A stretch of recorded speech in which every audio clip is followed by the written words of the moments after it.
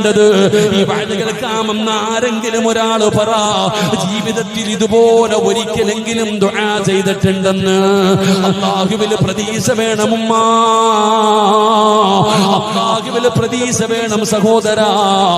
ആരും ഉദ്ദേശിക്കാത്ത സമയത്താണ് എല്ലാ വഴികളും അടങ്ങുമെന്ന് കരുതുമ്പോഴാണ് റബ്ബിന്റെ സഹായം കടന്നു വരുന്നത്. പരിശുദ്ധമായ ഖുർആൻ ഒരുപാട് ചരിത്രങ്ങൾ പറഞ്ഞു തരുന്നുണ്ട്. എല്ലാ വഴികളും അടയുമ്പോഴാണ് അല്ലാഹുവിന്റെ സഹായം വരുന്നത്. അതുകൊണ്ട് ദുആ ചെയ്യുമ്പോ എന്റെ റബ്ബ് തരുമെന്നുള്ള ഉറപ്പാണ് വേണ്ടത്, ആ പ്രതീക്ഷയാണ് വേണ്ടത്. ആ പ്രതീക്ഷയോടുകൂടിയാണ് ദുആ ചെയ്യേണ്ടത്. പക്ഷേ ഈ സമുദായത്തിന് പിടിപെട്ടിരിക്കുന്ന ഏറ്റവും വലിയ വിപത്തം ദാ നിരാശയാ മുസ്ലിമേ, നിരാശയാണ് മുസ്ലിമേ. ഈ സമുദായത്തിന് പെട്ടിരിക്കുന്ന ഏറ്റവും വലിയ പെടല് നിരാശയാണോ.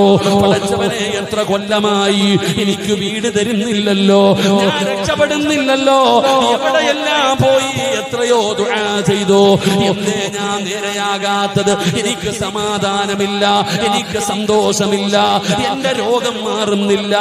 ഏത് മജ്‌ലിസിലും പോകാറുണ്ടല്ലോ, വഅദിന് പോകാറുണ്ടല്ലോ, പടച്ചവനെ മജ്‌ലിസുൻ നൂറിന് പോകാറുണ്ടല്ലോ, എല്ലാ മഖാമുകളിലും പോയി ദുആ ചെയ്യാറുണ്ടല്ലോ, എന്റെ പ്രയാസം മാറുന്നില്ല. നിരാശ വൻപാപവാ മുസ്ലിമേ,